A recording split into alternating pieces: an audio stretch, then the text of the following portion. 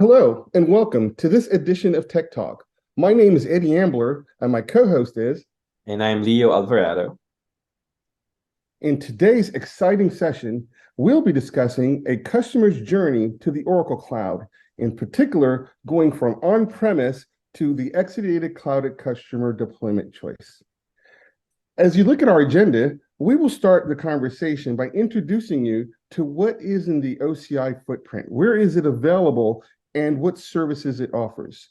We'll also discuss the available OCI management interfaces so you can get a good grasp as to all the different ways that you can interact with the Oracle Cloud. We will follow that up with a discussion about the Oracle Database Cloud Services, its deployment options, and its management options. We'll also go over key questions that we typically get around billing and licensing models, right? How does it differ from on-premise? What does BYOL mean? What's included with that license? And also, what is license included and the concept of universal cloud credit. So we'll have that discussion as well. Then we'll dig a little bit deeper into the Exadata database service architecture so that you can get a good feeling for when you make the transition to the cloud service with Cloud at Customer, what does that look like for you and your network team? And then we'll talk about the responsibilities, right? What does Oracle manage? What is the customer responsible for managing? And then typical questions, what are my configuration choices? How can I scale the components, whether it's network, compute, storage, memory? And then we'll talk about some consolidation concepts, which is being able to deploy multiple VMs on a single infrastructure, and also being able to very specifically place workloads on subsets of nodes within your cluster. And we'll wrap up the conversation with, giving you the highlights of your choices around how you can back up your cloud solution. And most importantly, make sure that you're aware of all of the recovery operations that are natively supported. And we'll close out with how do you use Data Guard and Active Data Guard in the cloud, right? How does the cloud automation make that a very simple thing to deploy HA solutions? Typically, people say, hey, well, what is the right path to the cloud? And the answer is, well, it depends on your needs and your requirements. Oracle has made the path to the cloud very, very simple. If you can go to the public cloud, we've made our public cloud available all around the world. If you have requirements that require you to keep your data behind your firewall in your data center, not an issue. We provide a product we call Cloud at Customer that allows us to give you cloud scale, cloud financial modeling, all behind your firewall.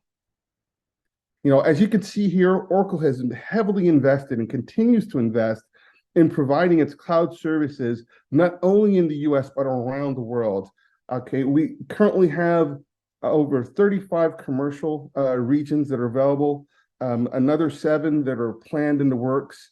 We have sovereign data centers that are very specific to those countries that need data sovereignty in order to use the cloud. And we're tied in with the government, so we have government cloud regions as well. And as many of you have probably heard, we are really open to building a multi-cloud enabled solution. So we've partnered with Microsoft to be able to provide Oracle managed interconnects that seamlessly give you the ability to connect your applications that might exist to Azure to applications and databases that would exist in Oracle. So, again, the what's inside of OCI? When you come to OCI, the Oracle Cloud, you get everything that you could need, whether you're a developer looking for, very easy to deploy databases that are either co-managed or fully managed. You're trying to use low code. You're just looking for developer tools and feature functions such as like Terraform and Ansible. Or you're trying to use some more modern technologies such as serverless technologies, containers. Or maybe you're just a big organization and you need to leverage some of Oracle's SaaS services. And as you can see along the bottom line, we offer infrastructure as a service for all kinds of workloads, not just Oracle workloads, not just big workloads, but all workloads, all sizes. Okay, so you have access to compute containers, created images as part of our marketplace, storage, networking. So everything that you need, in dead center, you see data management. This is where the Oracle PaaS services for your data is there. So this is where you'll find us honing in on our Oracle Database Cloud Services. So whether you're needing Oracle database on a VM with our base database service, or you're going to be using our Exadata database platform through the Exadata database service, or you're looking for a fully managed service in our autonomous database, which runs on top of that Exadata platform, it's all available for you here. And again, you build you pick the infrastructure size that meets your needs, and you have the elastic scalability to scale up and down so that you only pay for what you need. So, a question that often comes, and I'm sure, Leo, you hear this a lot, is people say, well, how would I interact with the Oracle Cloud? And I guess the way I would answer that is it's actually quite easy. We have an Oracle Cloud web-based UI, which provides a browser console, which really gives you some really easy clickstream items where you can exercise your operational tasks right there from the browser.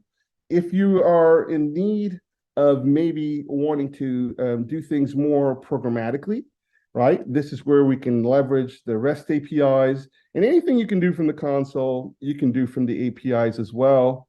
And again, if you want to extend the console's functionality, you can also use the command line interfaces to be able to script one-off tasks that you might want to do. And if you need to integrate, right, your applications, regardless of whether it's Python or Ruby or Go or some other language, we have an extensive collection of SDK, software development kits, that help you to build and deploy applications that integrate with the Oracle Cloud Infrastructure Services. Okay, and last but not least, we have tools right there in the dashboard that make it easy to develop Terraform and Ansible scripts that allow you to deliver infrastructure as a code. Okay, so you don't have to worry exactly about how to generate your code. The OCI Resource Manager is one of those tools that we can dig into that can actually discover your environment, produce your Terraform, and then from there you can customize it and be able to redeploy what you've discovered in in a new environment or another part of the tenancy. So, let's kind of jump into what are the Oracle Database Cloud Services, right? So I know we're going to talk about Cloud at Customer, but a good way to start the conversation is just to let you know that what you see on the screen are the available Oracle Database Cloud Services. Our base database service is our VM-based database service. It runs the very same Oracle database binaries as on-premise, so it's very easy to port your databases to the cloud, or to have a hybrid environment where maybe you have one copy on-premise and you're data guarding to the cloud, or vice versa. On the Exadata database platform there, you could see that you can run Exadata database service on dedicated infrastructure in the public cloud. And again, it's running the very same Oracle database software. It gives you a co-managed experience where Oracle manages the infrastructure and you manage the database upwards. But if you want a fully managed experience, but all of the potential scale and power of the Exadata, you can actually run the autonomous database, and you get a choice of either running that on shared or dedicated Exadata infrastructure. So again, the really cool thing about what OCI has done with Exadata database service in the cloud is that the infrastructure, that Exadata infrastructure in the cloud is able to run the standard Exadata database service and the autonomous database service all on the same infrastructure. So you're able to mix and match workloads that need fully managed support You can spin up a autonomous database container, run that. Your databases there. Databases that you want a little bit more control of, just utilize the standard Exadata service. So the next layer really outlines the fact that you can get these services, right? As you can see in the public cloud, right? You can get your Exadata, whether it's on dedicated service or autonomous, in the public cloud or behind your firewall in your data center with our Exadata Cloud at Customer offering. Okay, I hinted to the fact that the differentiation between the Exadata service and the autonomous database service is the management type, right? The Exadata service gives you a co-manage where Oracle manages the infrastructure and you manage above. And with autonomous, it's a fully managed service where you just worry about your application data and we do the rest. Really awesome thing in the public cloud is that there's no minimum term, right? Literally, as little as 48 hours is all you need the infrastructure to be up. And after that, you're billed by the second only for the OCPUs you use. So very flexible and cost-efficient model. So if you need to do a POC, spin up the environment. As soon as you're done, throw it away. No long-term commitments at all. This screen here, I just kind of put it up really quick to kind of give you an idea of one of the management interfaces, which is our console. Our console makes it very easy, right? You open the hamburger menu, you say Oracle database, and then you can see quickly here that you can choose one of the 3 types of database services that we talked about. So this is, you would click on your Exadata Cloud at Customer, it would open up the menu. Now you would be able to do all kinds of lifecycle operations, create VM cluster, create database, backup database, and we'll get into some of those things specific to the Exadata Cloud at Customer. So very user-friendly, easy to use item. So the next area is, our licensing models, right? So I'm moving from on-premise. What do I need to think about to prepare for this journey to Cloud at Customer? Well, the cloud offers you 2 choices of licensing models for your CPUs. One is license included. This opens up the kimono, meaning that you get access to all of the Oracle database options and management packs, all at one low price. You pay for just the CPUs that you're using, and you can pay with what's called universal cloud credits. What this means is there's no more need for you to say, I need 12 of quantities of some license feature and 14 of a different license feature. You literally get to fund your universal cloud credits, and you can spend it on whatever you need, as much or as little. You scale up, scale down. The other side of the equation is for those customers who've already made an investment in their Oracle licenses, and they simply want to lift and shift that environment over to the cloud, and their workloads are not very dynamic in their utilization. This is an ideal model, right? Where they have consistent usage. It allows them to utilize their existing on-premise licenses and save on their existing support software costs. Okay, so this is provided through our Cloud Reward Support Program, where our users who already have licenses are rewarded for going to the cloud. So as a side benefit, they actually get to reduce their support costs. And included in when you bring over your Enterprise Edition license to the cloud, you're able to get transparent data encryption, data safe, Oracle machine learning, and select management packs at no additional cost. And again, Oracle takes cloud security very seriously, which is why we're giving you transparent data encryption and data safe so that we can ensure that your data is always secure while it's on the cloud. To kind of wrap up and give you an idea of on-premise, when you have workload peaks and you're sizing your environment, you need to size that environment and license that environment to the peak expected workloads. In the cloud, because you have elastic capabilities, you literally are able to adjust the running CPUs that you're paying for based on the workload shape. And what this does is over time is it reduces your cost, giving you a very cost-efficient model where you only pay for what you use. Yeah, I think this is a really cool feature. What I like most is the ability for you to optimize resource allocation, enhance availability, and improve cost effectiveness. Now, I see a question here, like, can I set my OCPU to 0, and what will happen if I do that? And that is a great question. So the answer is you can set your OCPUs to 0. The infrastructure cost and the OCPU cost are separate items. What happens when you bring your OCPUs down to 0 is that your data is safe, it's protected, but your VMs are brought down and your billing actually stops for your OCPU usage.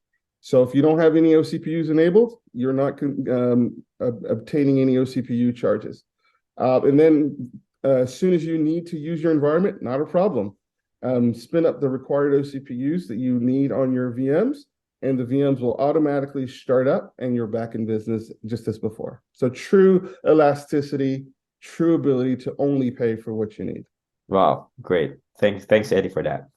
No problem. Well, I'm glad you're asking those questions around capabilities, because the slide that I started to bring forward is, for Exadata Cloud Customer, we recently had an announcement that the X10M is available. As you all are aware, Oracle, periodically has been going through, updating the infrastructure every 18 months or so, sometimes, 2 years. And the X10M is that next evolution in the improvements. And I'm super excited about it because, it was already a great product, but it became an even better product and a better ROI. We are able to impact OLTP by providing even faster OLTP transaction costs at a lower cost model. We're able to do analytics. We're doing faster queries that are bigger. And again, at a lower cost. We're able to do consolidation because we've increased the capacity of the compute and the storage layer and the network that's there and the memory, that you're able to do more consolidation on the same amount of physical hardware that used to be there. We continue to work with the Oracle database features to be able to take advantage of the Oracle Converged database and help our developers to provide modern applications. So, supporting modern data types and workloads, it's our key focus to making sure that people understand truly the value. And, I'll take just a moment, because when people think of the Oracle database, Leo, they often think of just relational database. But what you can see here is that the Converged database embedded has the ability to actually query data that's in JSON format, in XML format, in relational format, and other formats in a single SQL statement and return a result. In any other point solution database, you would have had to move and transform data. So the power of the Oracle Converged database on top of Exadata really delivers performance and efficiency. And to top it off, security, right? The security model is an integrated full stack security model from end to end. And our focus is to always reduce risk and costs. And nothing's different in this generation. To give you a quick glance of the infrastructure, the Exadata Cloud Customer X10M, we are moved to the latest 96 core AMD EPYC CPUs. The compute now has DDR5 memory, so much more performance, and the capacity is now to 3 terabytes. Right down to the storage layer, we're deploying XRMM, which you'll see allows us to give even faster OLTP performance, and we've really added a new class of flash that allows our flash capacity to be at record height at 122.88 terabytes of raw flash available, where customers need to the all flash storage servers. And even for our standard Exadata platform, look at all the storage that you get with a high capacity system, 264 terabytes. And again, all at the same cost of the previous generation. The Exadata advantage increases every year, right? And I think this particular slide, if you look at the items in red, it really calls home the differences, right? We're moving the OS to Oracle Linux 8. We're moving from 32 cores in the DB server to 96 core CPUs in the DB server. So again, all at the same price point. So we're really ramping up the amount of resources in that same form factor and that we're able to deliver. So, to kind of bring it home, what the X10M Cloud customer really does for us is it achieves tremendous cost savings by doing more with fewer resources. And hopefully that was a message that you were starting to see, right? I need fewer compute servers. I need fewer storage servers. So my infrastructure cost goes down. But at the same time, I'm getting more computing, more memory, more bandwidth, more storage capacity, even though I'm shrinking the footprint that's required and the power that's required. Okay, so you could see that we're giving 3 times the transaction throughput, 3.6 times faster analytics queries. Our memory is 1.5 times more capacity, 22% more disk storage, 2.4 times more flash storage. And did I say it's all still at the same price? So all these great things enable us to provide enormous business efficiencies without bottlenecks anywhere in the system.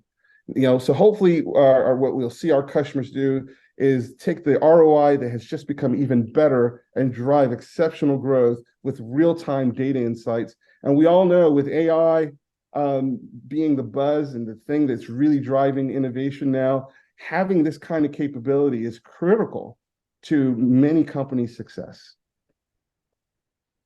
So, what do we end up with at the end is the world's best database that can be placed in the customer data center, right? That's what the Exadata Cloud Customer X10M allows us to deliver.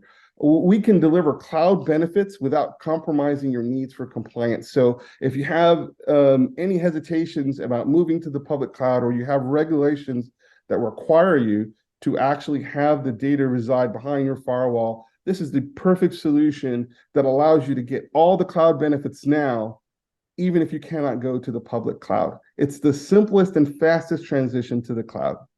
Simply point your application at your new Exadata Cloud Customer X10M, and you're off and running. So, I think what we should talk about is, okay, so I'm on premise. I'm used to maybe using Oracle or maybe even using Exadata. If I am going to use Exadata Cloud Customer, help me understand cloud architecture. What does that look like? What does that feel like? So, if we jump into that, the Exadata, for those who maybe not are aware, is a complete system. It includes compute, network, and storage, right? That is used to drive the Oracle database workloads. So it's a secure environment as well. So we take the database servers, and Oracle is responsible for all of the infrastructure there. So we virtualize the database server where there is separation and isolation between what the Oracle personnel can touch and the user space. Okay, in the user space, the users have the grid infrastructure, the database home software, and they have access to all of the cloud automation. We connect the database servers and the storage servers with a high-speed Rocky interconnect network that gives us 100 gigabits per second. And on the client side, right, we connect with our clients. We work with the network team to connect to the client subnet and the backup subnet that they provide to connect. Okay, we separate the client and the backup traffic so that you don't have interference of your backups maybe impacting your client as well. Now, as far as, I mentioned the fact that with cloud, regardless of whether you go with the standard database, Exadata database service, or the autonomous database, the Oracle operations team is responsible for managing the infrastructure, and then customers actually can then manage the databases. So, again, this picture here gives you just a quick view. I mentioned in our agenda that, the Exadata infrastructure now, right, the Elastic infrastructure allows us to not just grow the infrastructure at compute and storage layer, but we are also able to deploy multiple VM clusters on the same infrastructure. So, although there is one DOM0 which Oracle would use to manage the infrastructure, you as a user, you can deploy multiple clusters to give yourself isolation and separation when required. One of the things that makes hybrid cloud, right, which is the Exadata Cloud Customer behind your firewall, so important is that it runs the very same Oracle database software as on-premise. So you don't have to worry about portability issues, but it does get you around those restrictions where you have regulations or corporate policies that require your data to be local, right? It improves your response time. If your cloud database is in the same data center next to your applications, then you don't have to worry about latency concerns and things like that. And it also gives you full cloud capabilities and removes any concerns around risk that you might be concerned about if you were in a multi-tenant cloud type of environment. Because at that point, the infrastructure is behind your data center and you're the only person on that hardware. All right, and again, Exadata Cloud Customer addresses all of these concerns, making it the simplest path to the cloud.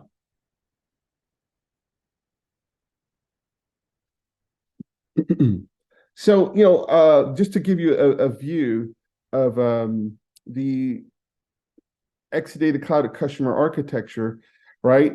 When you are in the public cloud, the control planes that give you the automation and the audit, they are available there. With Cloud at Customer, what we do is we bring 2 local control plane servers as part of that infrastructure. And you see that there on the left. And what those do is they communicate back to the Oracle Cloud region and provide you the same level of cloud automation, auditing, and security, not only for your customer actions, where you might be doing your database or GI lifecycle items, or your VM cluster lifecycle items, or scaling things up and down, right? Looking at alerts. But it also provides an audible set of actions for anything that Oracle is doing for infrastructure monitoring, infrastructure maintenance. So all the actions of Oracle are audited and the access controls are there. So this gives you the peace of mind and the auditability that you can bring in Cloud at Customer and be in full control of who has access to your infrastructure and which customer actions are also being done on your database as well. Hi, Eddie. So in the context of managing the cloud infrastructure, what are the shared responsibilities between customer and Oracle? Well, I'm glad you asked that. So, holistically, Oracle is responsible for managing the infrastructure. So let me jump forward and show you the responsibility matrix. It might be easier for us to kind of walk through it that way. So, as you could see here at the bottom, you have the actual infrastructure, which is your compute, network, storage, right? Your internal network fabric that's there. Oracle's responsible for managing and patching all of that infrastructure in its entirety. As we move up the stack, you can see that the virtual machines, they would, for the user space, are going to be sitting on the compute nodes. The customers are responsible for determining when to patch. So a very cool thing about the cloud is Oracle will give you the patch bundles and make them available to you right there on the dashboard. All you're going to be worrying about is, when do I actually push the button to say, yes, patch my VM cluster, right? So very simplified.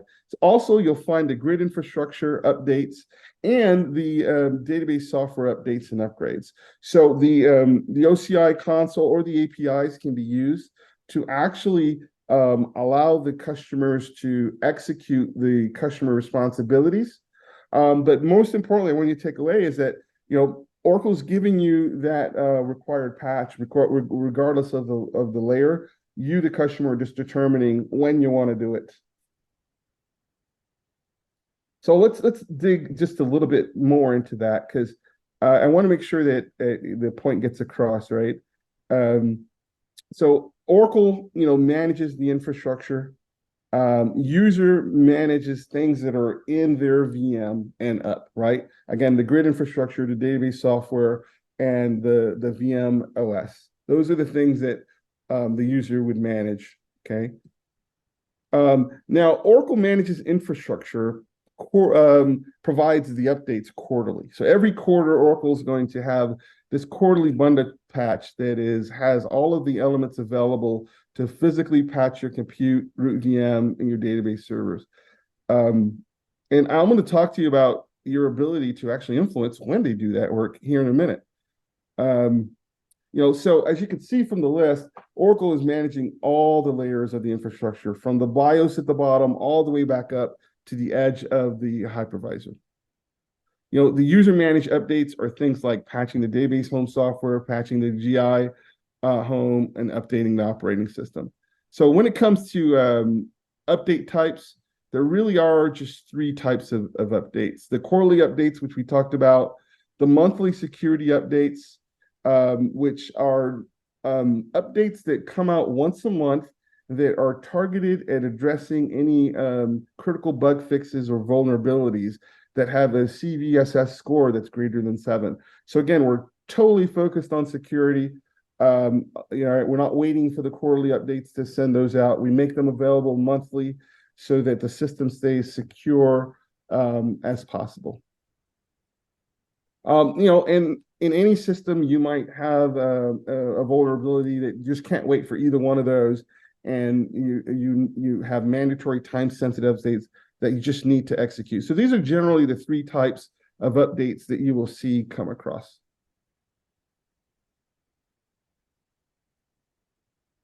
All right, so to kind of wrap this one up just a little bit, the Exadata quarterly bundle updates, all right, they have the ability to for the database server maintenance to be done either rolling or non-rolling.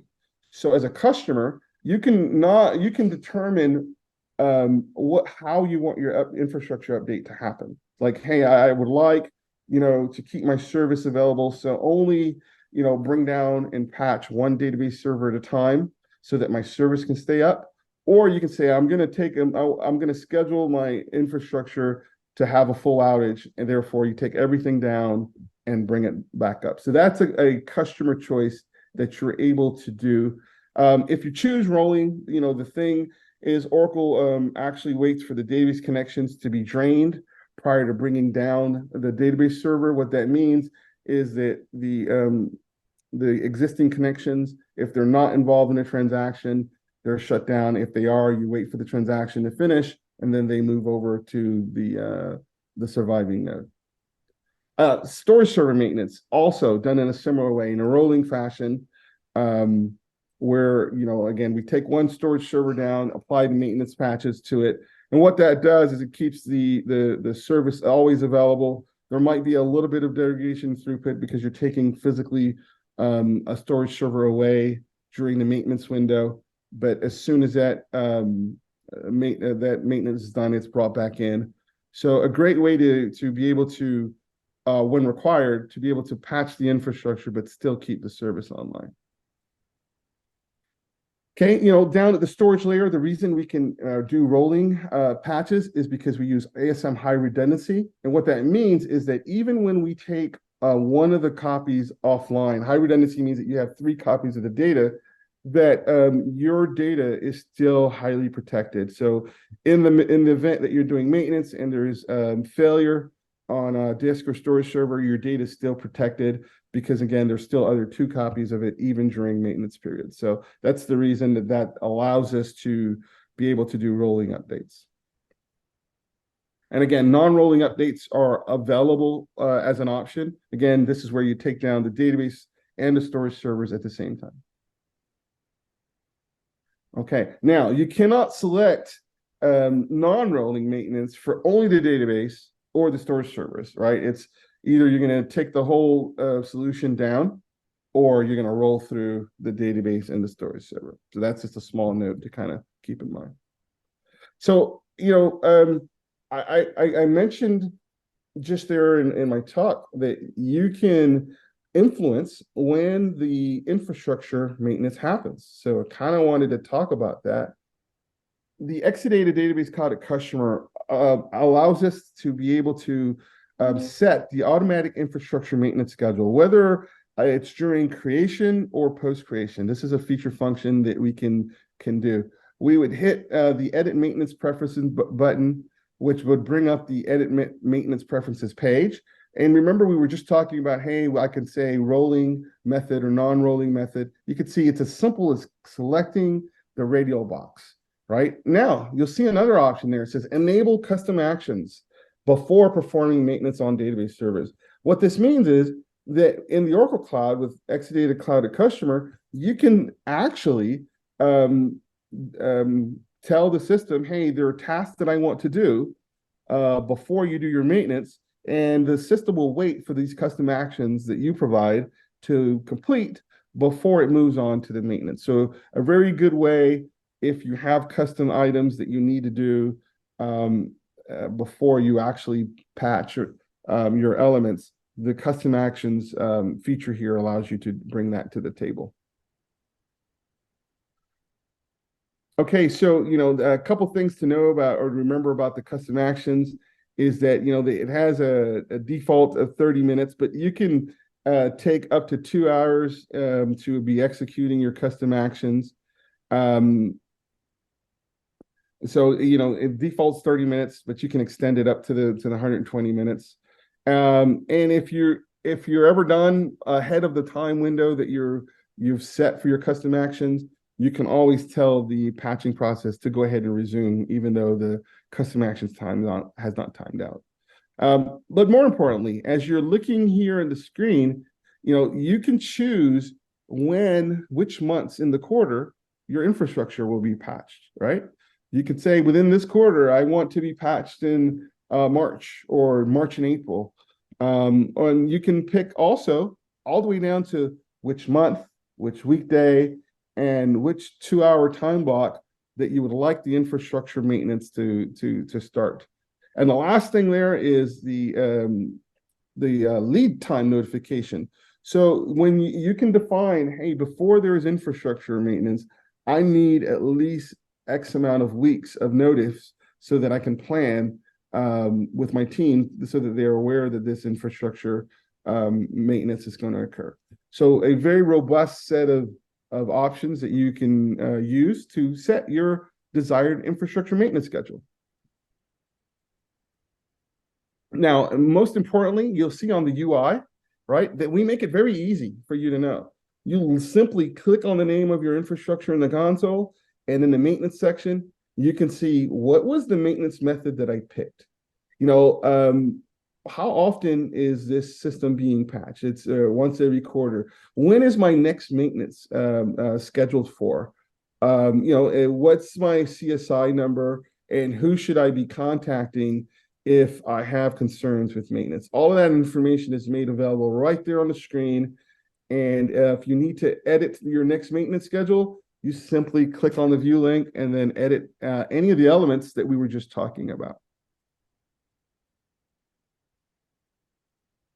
Okay, so if we, for example, if you wanted to edit the start time, you no longer want to do at 2 a.m., you need to push it out to 6 a.m. You still want your maintenance method to be rolling, not a problem. You just click on the link under start time that says 2 a.m. It brings you to the drop-down box. You pick your new desired time, and voila, your infrastructure in your next maintenance window is scheduled and updated. So we've made it very easy not only to schedule your default maintenance schedule, but even easier to make changes when required.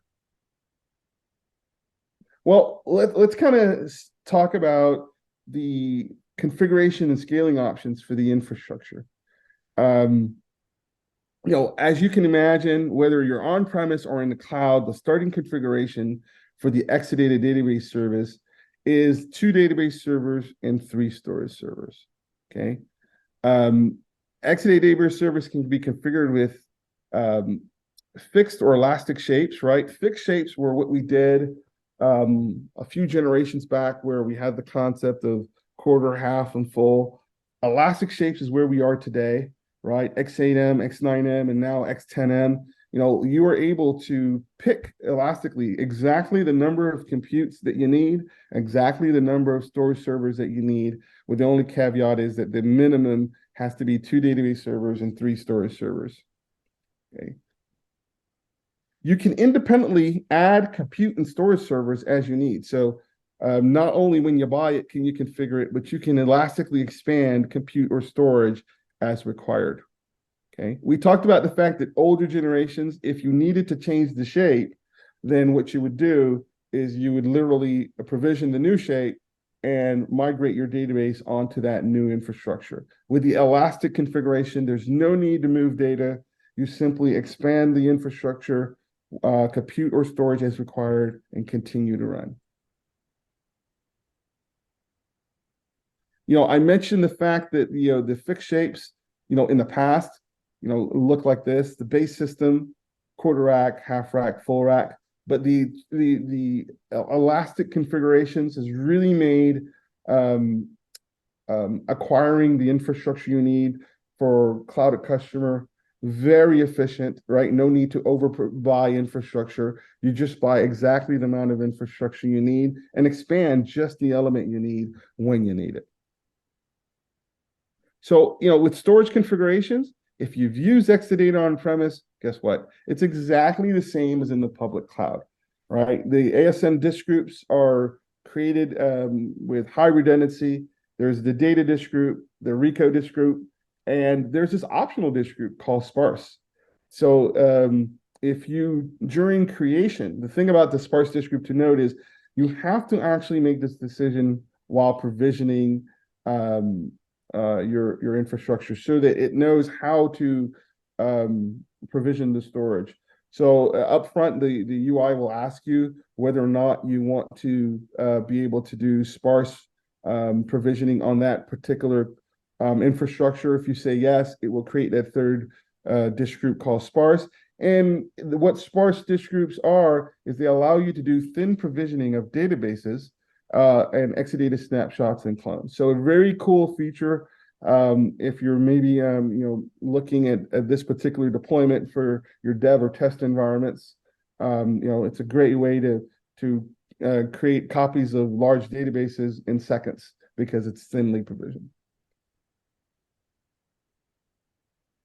Okay, so I kind of wanted to talk about the MultiVM. I mentioned the fact that on a single infrastructure, right? When we went to the Elastic, well, not even just the Elastic, what we've done is we've allowed the MultiVM to be able to deploy multiple virtual machines on the same infrastructure. So in this example, I have an Exadata database service infrastructure, and I have a single cluster. I get a requirement that says I need another cluster, and I have the resources on the infrastructure available. Instead of doing another infrastructure, I literally deploy the additional requested clusters on that same infrastructure, which saves me on my ROI, right? So the same cost to run one VM cluster versus 3, and there you go.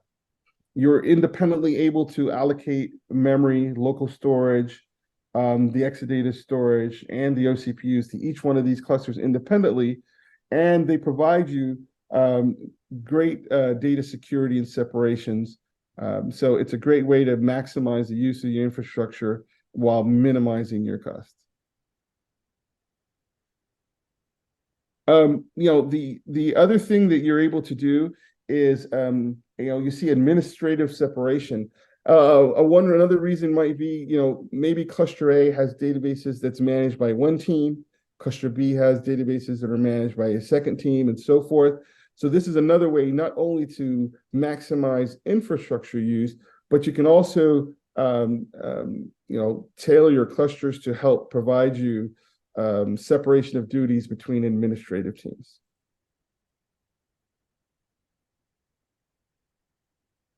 So, that's MultiVM. So then you'll hear another term, which is node subsetting. No subsetting is really the ability to create VM clusters on a subset of database servers on the Exadata infrastructure. If you look on our diagram here, you see that we have 4 compute nodes in our cluster defined, and we've made some decisions for our 4 clusters to say, where do we want to place the instances of this cluster? So in the UI, you simply have a checkbox that says, yes, I want this cluster to run on node 1, node 2, not on node 3, and yes on node 4. And when you hit create, it'll pop out that way. Cluster B, you can see they said yes on node 2 and 3, but no on node 1 and 4. So you are in control of where exactly your cluster will place your resources. You no longer have to deploy all your instances across all your nodes. What this brings to you is full control of your consolidation plan as to which databases you're allowing to run together on what nodes, and things like that. So you can get the best performance and isolation as required. Okay. So again, what's the benefit? It really allows you to right-size the consolidated database environment and isolate where you can, enabling more efficient sharing of the Exadata resources. Eddie, there's a question in chat, like can they also apply their BYOL together with the license included? Like can they have a mix of VM cluster with license included and BYOL? Yeah, that's a great question. All right. So when you are creating your VM cluster, that is the point at which you associate your licensing model. So the answer is yes, you can have cluster A, that's BYOL, while cluster B is license included. So great question. So Leo, why don't you walk us through, because one of the other things is that always gets asked is, okay, I got a good idea of how I can use the infrastructure. I have a good idea of the things I can do with consolidation, right? And they love the fact that Cloud at Customer runs the same database as their on-premise. So all they're doing is pointing to the Exadata Cloud at Customer days, but then there are other actions they got to do, such as backup and recovery. So maybe you can talk to us about what that looks like, just a little bit. Yeah, so let's talk about backup and recovery for Exadata database services cloud at customer. So to to back up your Exadata database service and cloud at customer, so just simply choose your destination type and retention policy, and that your data will be automatically protected, and you can restore it to either the latest backup or an earlier point in time, and that your databases backups are also encrypted to protect them to unauthorized access, and database backups can be automatically configured when you deploy a database or after the database creation. Now, for the backup destination choices, so it will vary depending on whether you're running the Oracle Exadata infrastructure in the public cloud or in your data center on Exadata database service and cloud at customer. For Exadata database service on cloud at customer, you can choose from the following for your backup destination. So you can choose from zero data loss recovery appliance, your own NFS storage, your Exadata local storage, or the OCI object storage. Okay. Then for the automatic backup, so the configuring automatic backup, so it can be defined during or after the database creation, and you can define and edit the following backup configuration, such as your backup destination type. You can enable automatic backups, backup retention period. For your automatic backups, you can select your desired backup retention period. Now, the the available retention periods that you can select from will also vary based on the selected backup destination type. And For Exadata database service on dedicated in the public cloud, so you can change the default backup scheduling window from the UI console. Now for Exadata database service on Cloud at Customer, you can also change the default backup scheduling window using the DBAS CLI utility. Let me ask a question really quick here. So, if I'm looking at this UI here to create automatic backups, is it really as simple as clicking the checkbox there and saying Yeah. how I want to keep the data? That's it? So from your database details page in your console, there's a button there that you can click configure automatic backups, and then you will be prompted uh with this option, like you want to enable automatic backups and where's the destination type. That's What it. about configuring Armin and Armin catalogs and all of those things? Do I need to go through that kind of stuff? No, it's all being handled by the automation functions of the backup automation in the cloud. Literally in 3 clicks, I can configure automatic backups, have my backups fully automated and protecting me by simply clicking a checkbox, selecting the destination, and defining how long I want the retention period. That's a great operational improvement. Thanks. Yeah. And then when required, you can also restore a database running on Exadata database service from the latest available backup, which is your automatic backups, or it could be from a specific point in time by providing a timestamp or providing the Oracle database system change number or SEN. So I have all of the recoverability of the manual tasks I used to have to do with Armin without having to do all that work. I literally, from my UI, from my API, Yes, can use the cloud automation to do all of the backup and recovery options that I used to yep, have to do manually. Wow, that's correct. So both creating a backup and doing the restore is just a click of a button in the console. that's amazing. Thank you for that. Okay, and so now let's go to the the high availability, and this is also one of the reason why moving database to the cloud also provides you access to new capabilities. So let's go with high availability and disaster recovery. So for Exadata database service on Cloud Customer, so it you can use the data guard to achieve high availability and disaster recovery. So data guard, it's a key database feature that provides real-time disaster protection. Like should you lose your primary database or data center, you can easily fail your workload over to a standby site maintained automatically by DataGuard, and that you can choose between synchronous or asynchronous transport of data to the DR site, optimizing for performance or zero data loss.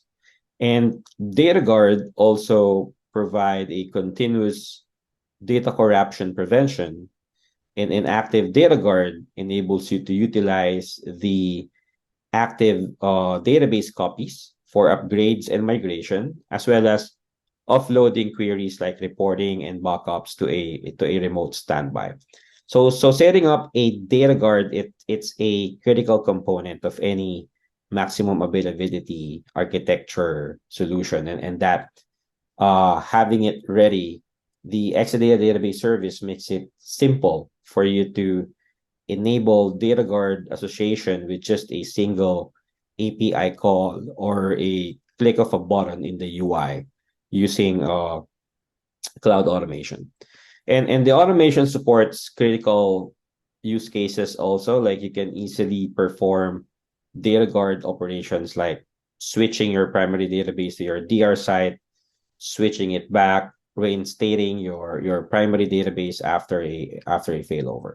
So it's a very simple using the ready automation functions for data guard. Okay, so Leo, quick question on this. So if I'm using BYOL, right? Am I able to still use data guard Yeah, and so does if it if allow me if you're if you're going to be using your bring your own license model, so with Exadata database service, you just need to bring over your active data guard license if you want to use the active data guard feature in the cloud. Okay, and so it's true then that I can use data guard, standard data guard with just Yes. my enterprise edition license, but if I want to use BYOL, I'd have to bring the license to use active data guard. Well, Yep. that's really cool that the automation lets me build data guard, um, and I don't have to go trying to fumble through the configuration. Well, that's pretty good. What about the UI? Can I create multiple data guards, or is there a limit there? Well, for today, in using the UI and API, you can create just one standby per primary database, but you can create multiple standbys by configuring it manually through your data guard configuration. Oh, okay. So that gives me a lot of flexibility. Yeah. Okay, got it. Thank you. Then when it comes to the data protection mode, so data guard it provides high level modes of data protection that you can configure, especially on balancing your cost, availability, performance, and transaction protection. So you can choose from maximum performance or maximum availability.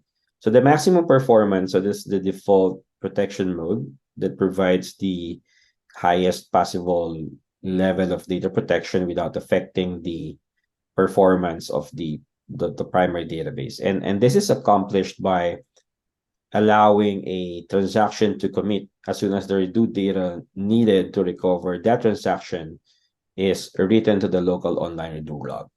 And in the primary database's redo log data stream is also written using to all async standby database, and it's written asynchronously with respect to the commitment of the transactions that create the redo data. Now for the maximum availability, so this protection mode provides the highest possible level of data protection without compromising the availability of the primary database, and it's using the synchronous transport mode for this protection mode. Now, for the benefits of implementing data guard, so data guard provides the following benefits, starting from continuous service. So with the use of switch over and failover between systems, your business doesn't need to halt because of a disaster at one location. It also gives you data protection. Like data guard guarantees that there's no data loss and provides a safeguard against physical data corruption and user errors. Then for the active data guard, it also gives you the elimination of idle standby system. And data guard also provides you with flexible configuration. Like you can use data guard to configure the system to your needs by using the different protection modes and tunable parameters. And holistically, data guard association, it can give you centralized management. Like you can use control plane using UI or API to create and manage all data guard associations and configuration. Now, for the feature availability and software edition, if you just go, yeah, so here. So the main thing to note about this table is that with Exadata database service, it uses Enterprise Edition Extreme Performance for its license included model, which entitles you to be able to use active data guard. Now, as I mentioned earlier, if you're going to use BYOL, then you can just simply need to bring your active data guard license if you want to use the active data guard feature. So this table shows that the data guard is available for all the cloud database services. Now, this is just an outline on how data guard is used with Exadata database service and Cloud Customer. So for Exadata database service on Cloud Customer, the automatic data guard association configuration, data guard cross-region support, and automatic standby patching is automated via the control plane. Now, if you want to do the automatic failover, that can also be easily configured manually in your data guard association. Well, thank you very much for that, Leo. We're running close on time, so Oh yeah.